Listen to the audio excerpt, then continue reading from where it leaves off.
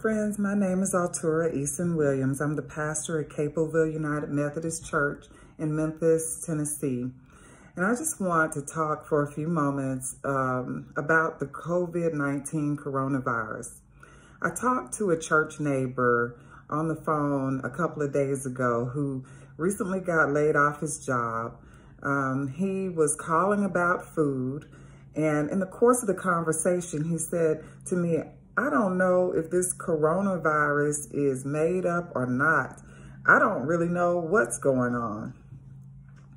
Well, brothers and sisters, I want everyone to know and to understand that the coronavirus is real.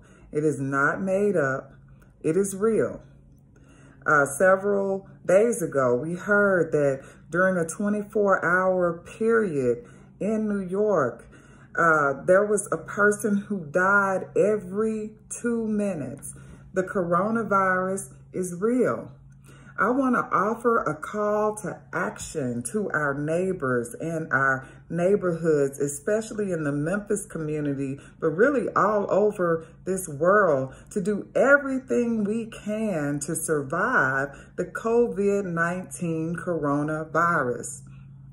I need you to do some things that will save your life and the lives of others. First, please follow the COVID-19 hygiene guidelines. Wash your hands for 20 seconds, for no less than 20 seconds with soap and water frequently. Every time you touch something, you need to be washing your hands as frequently as possible. You may not have hand sanitizer, or something like that, but wash your hands with soap and water. Soap and water still works. Wear a face mask when you go out in public. Practice social distancing of at least 6 feet between you and another person. If you are sick, please stay at home, whether you are an essential worker or not.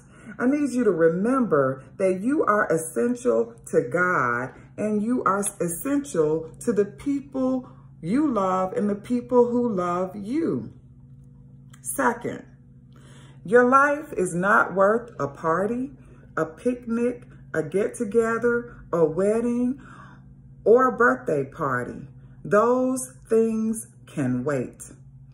My husband noticed last week in the community where our church is located, a man was cutting hair outside next to a car wash.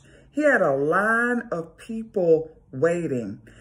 Look, I'm grateful that you want to look good, but brothers, your haircut can wait. Sisters, our nails, our hair, it can wait. I was telling my church members on a Zoom call the other night that my beautician is always tweezing between my eyebrows where I've never really seen any hair between my eyebrows. But since she's been tweezing there every 3 weeks or whatever, I may have a unibrow by the time this is over. But nevertheless, my eyebrows can wait.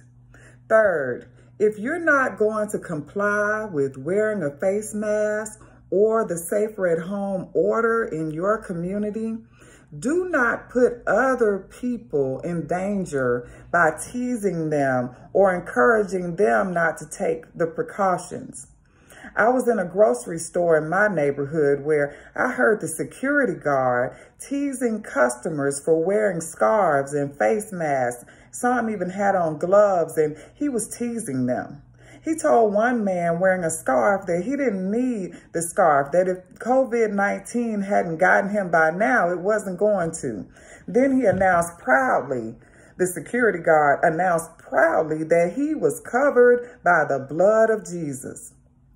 Brothers and sisters, tomorrow is Good Friday and Sunday is Easter. We are all covered by the blood of Jesus, but God gave every one of us common sense.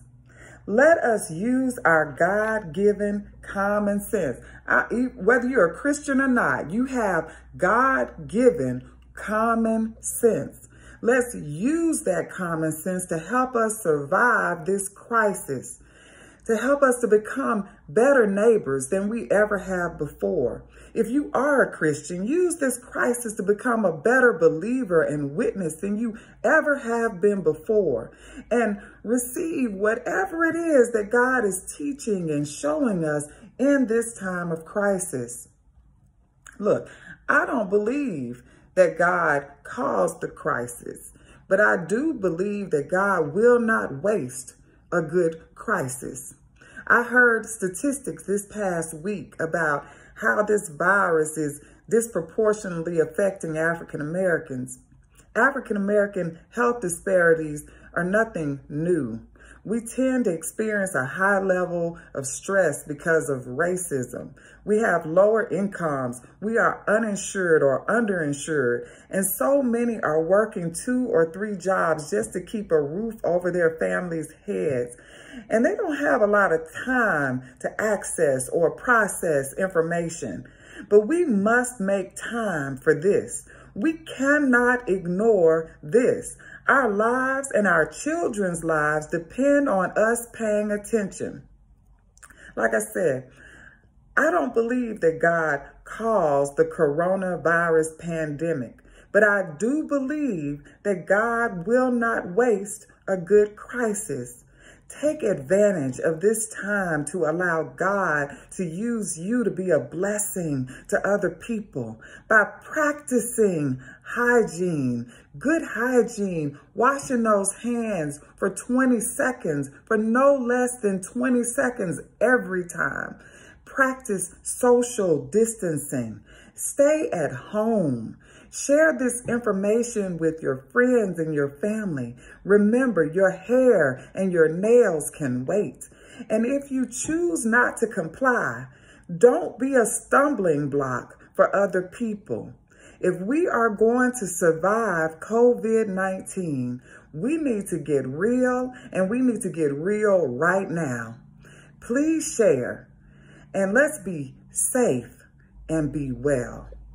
Thank you for listening.